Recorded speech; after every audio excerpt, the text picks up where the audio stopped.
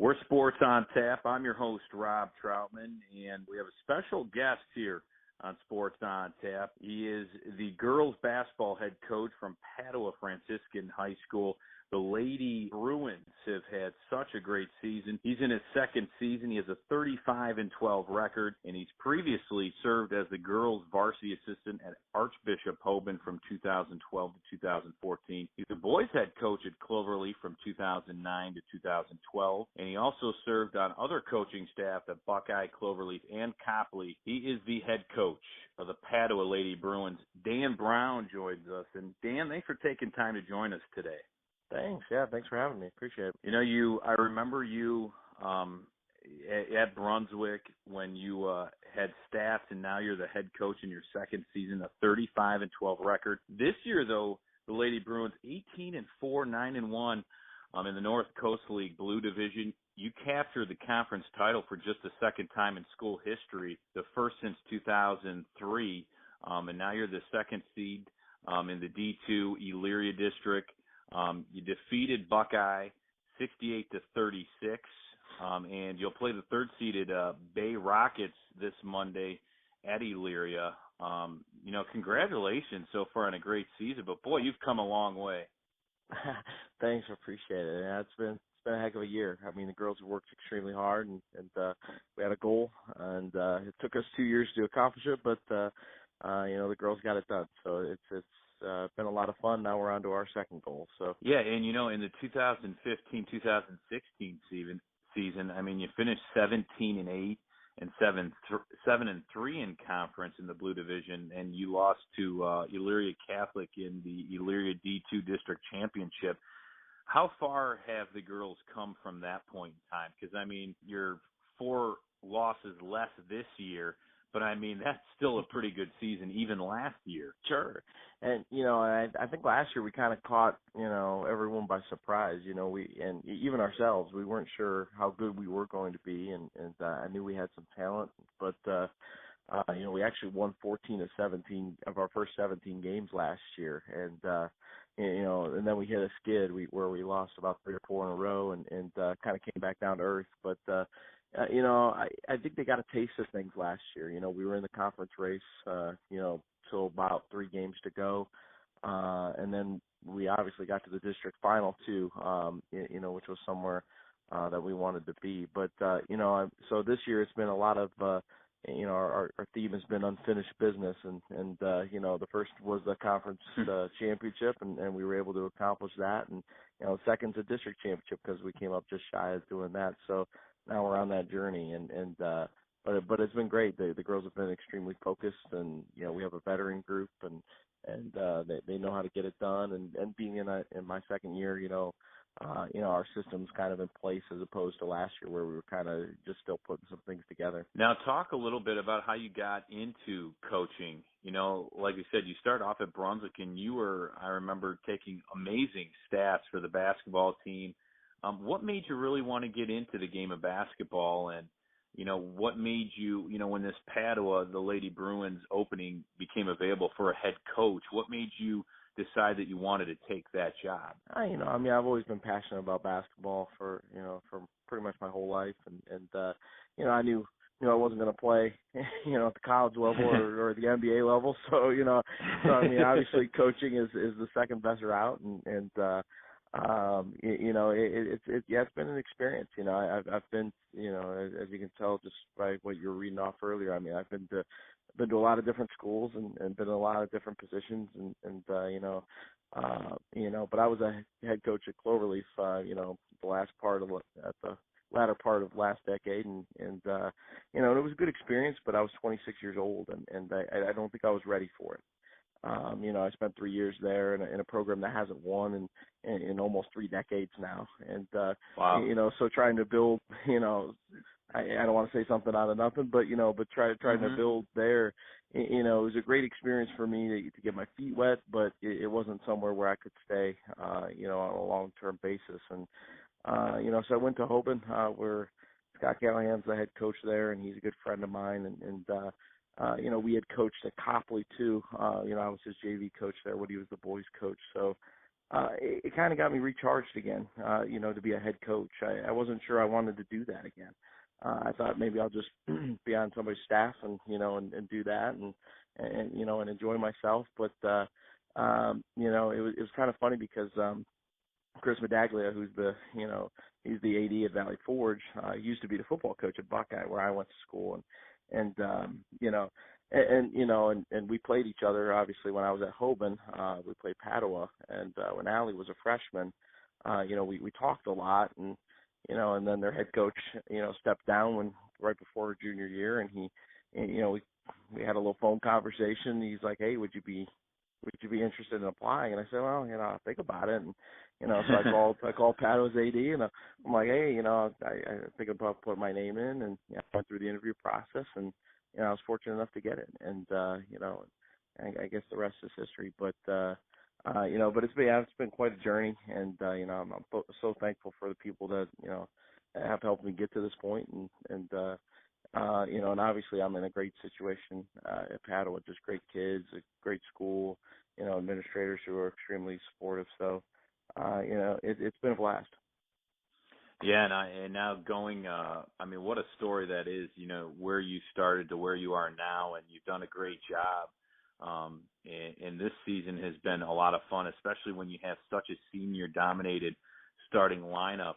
Talk a little bit about the players that make up your roster, first with the stars, and then we can get into some of the other players that have also contributed. But you have some pretty important players that have had just outstanding seasons this year. Well, Elena Rao makes us go. She's our starting point guard, and she's been a starter for 4 years. When I applied for the job, I called Scott over at Hoban, and obviously we knew Padua in the league, and we knew their players, and I said, "Well, what do you think about me applying for this job?" And he goes, "You're going to have the best point guard in the league if you take it." And I thought he was just joshing me around. That's the way he is. So I thought, yeah, okay, whatever. You're gonna beat us up. I get it, But he was right. I mean, he's absolutely right. And and she's grown so much in 2 years.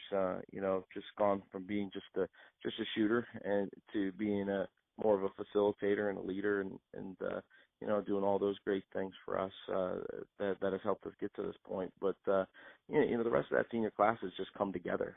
Allie Medaglia, who's she's a very athletic kid, and I don't think she really knew what her role was when we took over as a staff, and so we kind of just developed that over time, and she's such a great shooter, and she's developed so much confidence over the last year. Last year she would miss a shot or two and she'd be done for the night. And this year she can miss a shot or two and she can keep shooting. And and that has not only helped her, but it's helped us in ball games, and it's helped her stay on the floor longer. And Lena Conroy was kind of a diamond in the rough. In terms of I don't think they utilized her potential very well. When I got the job, and she loves the game. She's very passionate about it. She's one of those kids who's earned everything that she's got, and she's really emerged this season. She's she's averaging around 11 points a game, but she averaged, I think, in league play around 13.5 points a game, and so when we needed her the most in that run for a league title, she was there. And then our other two starters, senior Sarah Rapaz, is she's a fantastic center for us, and kind of undersized at 5'11". A lot of teams have a 6-footer, but she doesn't let that bother her. I mean, in our biggest games this year, she went up against Naz Hillman from Gilmore Academy, and she really played well against her, and so you really don't notice that disadvantage. And Alex Pillen's a sophomore.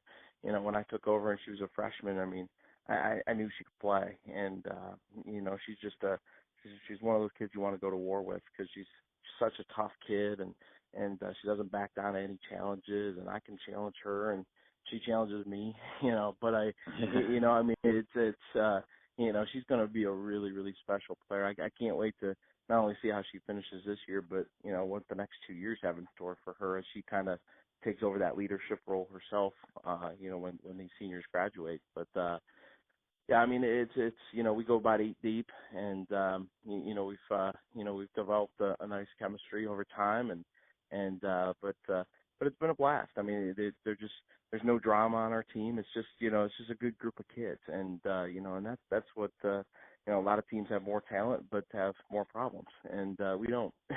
So that's that's one of those things as a coach you really can't control, but when it's when everything's working right, it's a great thing to have.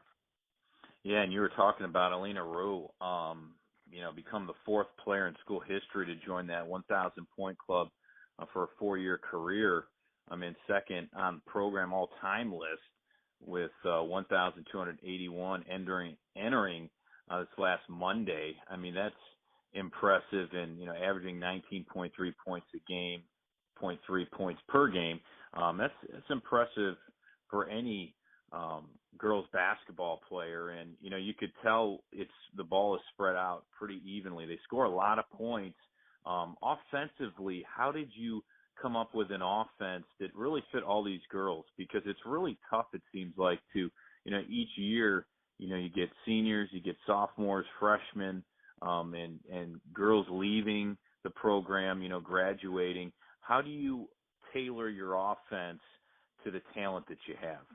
Well, when I took over, they went to the Sweet 16 the year before I got the job, but a lot of those kids were seniors, and they graduated actually 4 starters, and Rao was the only underclassman that started for them that year, and just watching tape, they played a more of a deliberate style. They were more of a walk the ball off the floor team, and they pounded it inside a little bit more, and then I looked at our lineup, first couple of gyms, I'm like, we don't have any of those kids.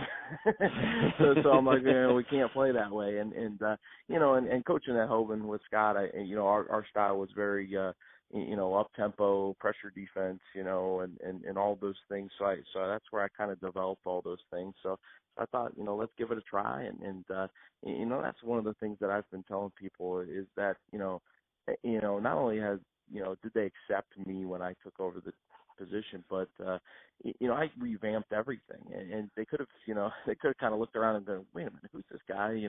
And we went to the Sweet 16 last year playing this way, and he wants us to play this way now. And they didn't have that. There was no resistance, and it's a fun style too. I mean, I know you played, Rob, so I mean, everyone wants to play up tempo. Nobody wants to walk the ball off the floor and be a team that plays in the 40s. That's not fun. I mean, it's fun to get in everybody's face and push the ball in transition, and we have athletes. I mean, out of our starting lineup, I mean, every single kid's an athlete, and and that helps us too. I mean, we're able to pressure the ball at any spot on the floor. We can trap, we can and then obviously offensively that sparks a lot of what we do, and it's something that has helped us be successful over the last 2 years for sure. Yeah, and I think, your bench, you have a few sophomores and 2 juniors and a senior, but one sophomore is Peyton Tabor, who's the daughter of Brown special teams coach Chris Tabor. Has he implemented any special plays for your offense? He's on special teams. Does he have any trick plays up his sleeve? He's like, what, you might want to try this. I try to ask him for advice all the time. He just says score more points than the other team, and I guess that's simple enough. Especially after the Brown season this past year, I think that's been kind of their mantra. But I mean, it's just he's a phenomenal person. Peyton's a great kid. Last year as a freshman, she was at St. Joseph Academy, over in Cleveland, and she transferred over into Padua in the summer, and I didn't know much about her when she came in, and it was funny, the first open gym, I'm like, okay, there's a sophomore kid. She's not very big. She's about 5'3", 5'4". And, I'm just watching her shoot around, and I'm talking to my JV coach. I'm like, I don't know if she's going to be JV or varsity. I have no clue, And, so my JV coach is like, all right. So, and then she hit about 3 or 4 shots, and he turned to me and goes, I'm not getting her, all right, am I? And I said, no. I said she's probably not going to play any JV for you. But yeah, she's done a nice job, and Addison Conroy is the younger sister of Elena, and she's really developed her game in the last year. We kind of put her in some tough positions last year as a freshman. She came off the bench and played the post primarily, and she's not a post player. She's more of a 3 type kid, but we needed somebody last year to kind of be that backup, and honestly, she hated it. I mean, she absolutely hated it last year, and so we talked in the off season. I say, hey, look, I'm not going to put you in that position again, and we'll find somebody else. We'll do something else, and then this way you can kind of do some of the things that you do well. And she's especially in the second half, she's done a nice job, and and Marie Pinzone, it was a 5'6" junior. She's our other player in that 8-man rotation. She's kind of filled in that post spot this year, and she's not very big, but she's really aggressive and she rebounds the ball really effectively, and that's a kid. When I got the job, she was more of a guard, so she's really kind of taken onto that role, and she knew that. We talked in the summer, and I said that's your way onto the floor if you can kind of make that position your own, and she's done that, and I'm really proud of her for that. But it's we've had good chemistry, just like I said, and but it's all about those role players kind of filling in those needs. And, you can have the best player in the league like we do, or you can have athletic kids, but you got to have them all kind of fit in the right puzzle pieces, as you kind of said, with the offensive system. And they've done that. And, hopefully we can keep it going. We're talking with Dan Brown. He's in his second season as the Padua Lady Bruins girls basketball coach. And Dan, now, you've had a great season at 18-4. You were 9-1 in the Blue Division and champions in the conference. Now you make the playoffs, and you dominated with a 68-36 victory over the 7-seeded Buckeye Bucks, which is your alma mater there. And now you'll play the 3rd-seeded Bay Rockets tomorrow. Talk a little bit about the playoffs and your run so far. I mean, the regular season and playoffs, I feel like, are pretty different when you look at, where you're going. You guys really didn't have too many losing streaks. I think I saw there was at one point you lost 2 out of 3 this season, and that was pretty much it. You had plenty of winning streaks, and you guys continually, you could tell your team plays really well together, scores a lot of points. What's going to be the difference here coming up in the playoffs?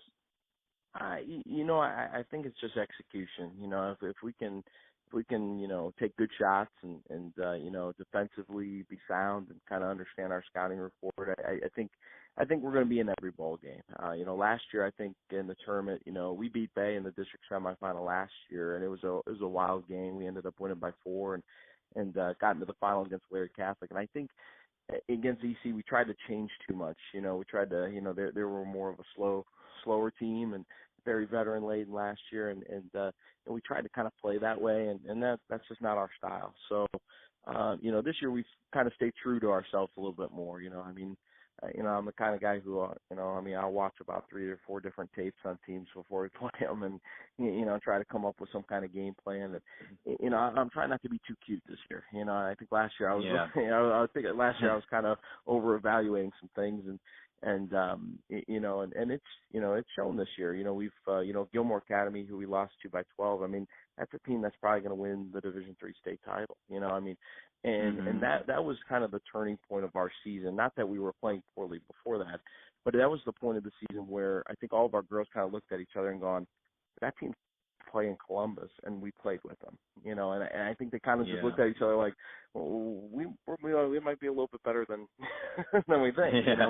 And and it was funny. It was one of the first losses in my career where I felt good after the game because because we that was a team that, I mean, they I don't even know what the great adjective would be, but they destroyed us last year. I mean, we went down to their place and we were just shell shocked, and and it was just a bad night all the way around, and this year we were tied at halftime, and it was like a 3 or 4 point game with a little bit to go in the third, and we were right there, and they just went on a nice little run in the fourth and kind of pushed us away. But I think that's the part of the season where we kind of started to figure out some things, and our other losses were Hoban on the road, which we knew was going to be tough, and St. Joseph Academy is another team that will probably win their district here this week in Division I, and so as far as the playoffs go, I think it's just staying true to what we do, and going out there and just executing it. And I know that sounds really simple, but I think sometimes in the tournament it is that way. It's just, Yeah. I think, the better teams, have to just make plays, and sometimes you need a little bit of luck, and that's what helps teams go far. But I think for us it's just kind of going in and just and trusting what we do. Yeah, it could be, that was going to be one of my questions are when you go into the playoffs, do you change some things up and add a few new plays just to throw off other teams? Because now they have the full scouting report from your full season. Sure.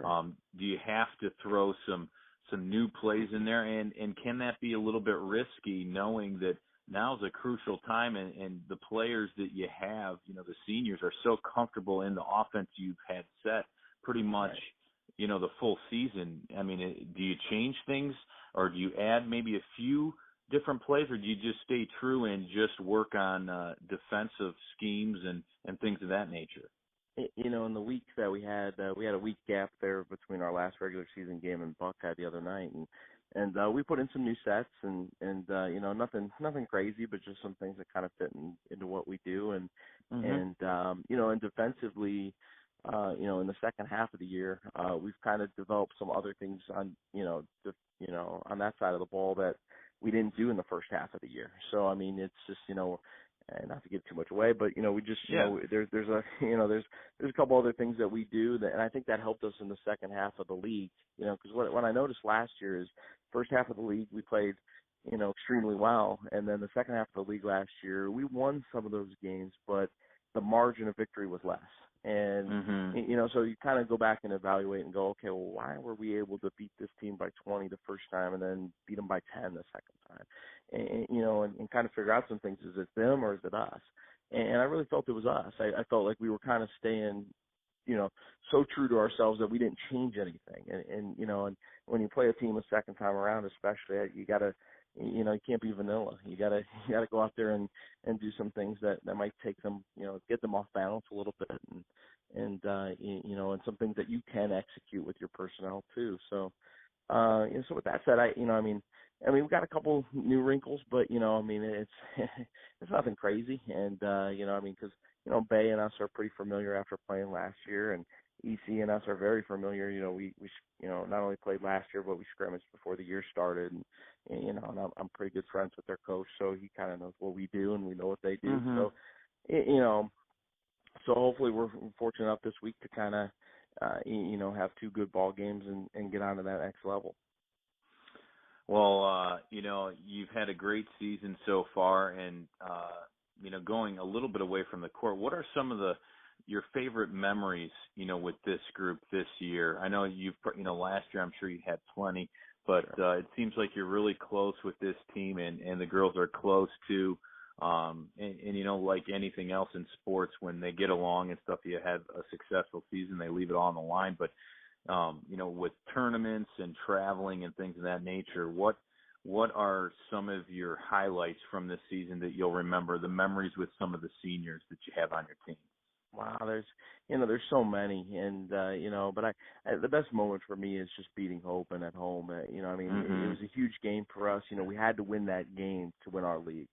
There's just we couldn't lose that game because we still would have mathematically been alive, but a lot of things would have had to happen, and so there's a lot of pressure at home, big crowd, and it's a position that we, these girls haven't been in, and they came out and got it done, and and it just, that feeling after the game was just kind of, seeing them celebrate on the floor, and then 2 nights later we beat Lake Catholic and we came back and we cut down the net and and did all those things, and it's a special feeling, and I told them the other day, I said, you guys are always going to be bonded to each other, and it's one of those things that you're always going to be able to look back on it and say we did that. There's only 2 years on our banner in our gym now, and we're one of them. And that's special, that's for sure. Yeah, and it's kind of funny because when I got the job 2 summers ago, first day I was there and we had an open gym after I met with the parents, and we were standing in the middle of the court, and I I pointed at the banner and I said, we're going to add a year to that banner. I said, I just know it. And, they kind of gave me that look like, what's this guy talking about? What's we've never won our league, because it just, it's just unheard of. And they finally believed it this year. Last year, we were in the race, and I think it was kind of a cool thing, but I don't think they still believed it. I think they were just kind of like, Hoban's too tough. We just can't win that game. And, this year, they just, they believed they were the best team in the league, and and they got it done. And hey,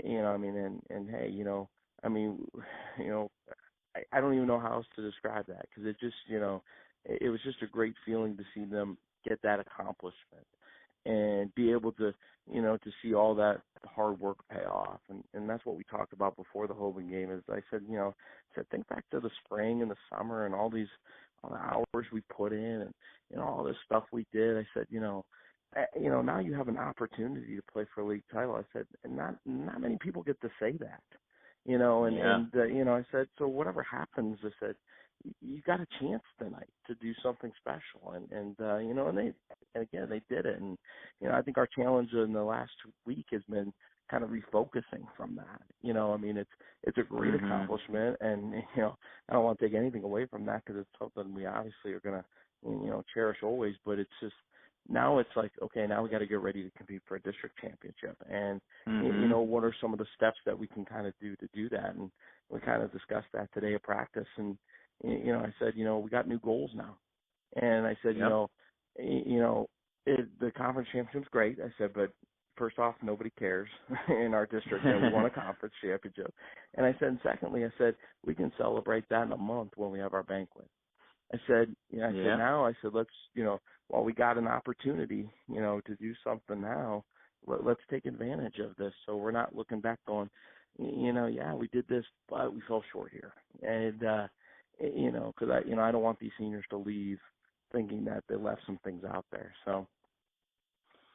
Yep. That's, you said it perfectly. And, like you said, there's always going to be their picture on the wall too, down the hallways of, Padua High School that says conference championship. But now, you guys have bigger goals, and, I think it's been a fun season, and you guys look to continue that in the playoffs. Right. But, one last question, and it won't be a high school question. Are the Cavs going to repeat this year in your mind? And then I'll let you go on that one.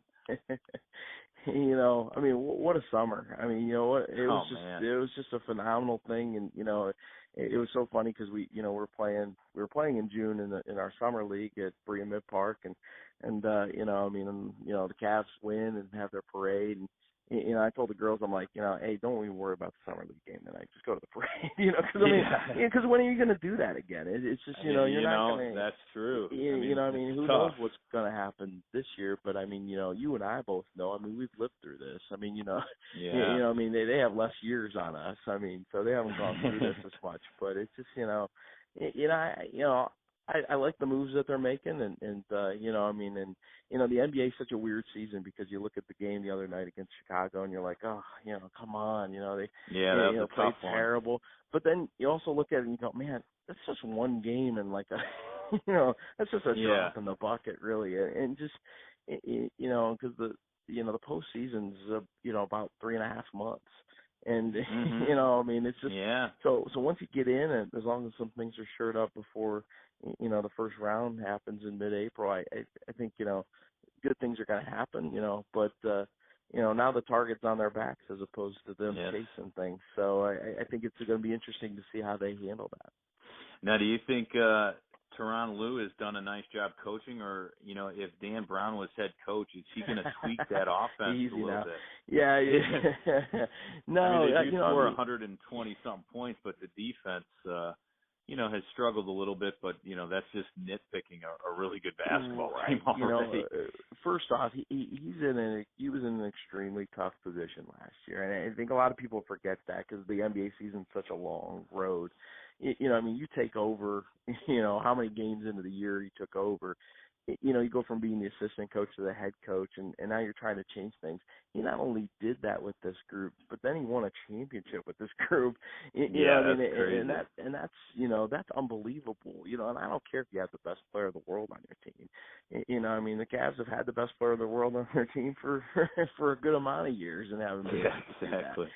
And it's just but they were able to to buy into the way he wants to play. And I think right now he's just tweaking things because his personnel keeps changing. I mean, that's the tough thing about coaching the NBA. You got new guys, and and they all do different things. And he didn't have Corver last year. He didn't have Williams last year, who they're going to add here. And I mean, he didn't have those guys. So I mean, I think so I think we might not see the team we want to see for another couple months here again. And maybe that's what they want, so that other teams can't really scout, and they're almost left high and dry on trying to figure this team out with all the new players and what they're trying to do.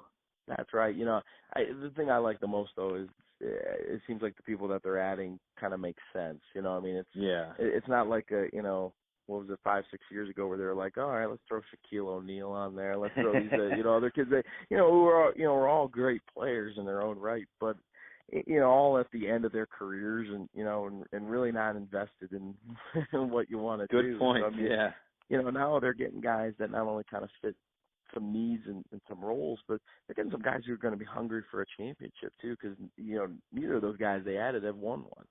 So I don't think Williams has. I mean, it's just but I mean, it's so it's going to be interesting in the next couple of months. But no offense, I'm going to kind of worry about my team for a couple more weeks. Yeah. But I can't solve all the problems, Rob. I just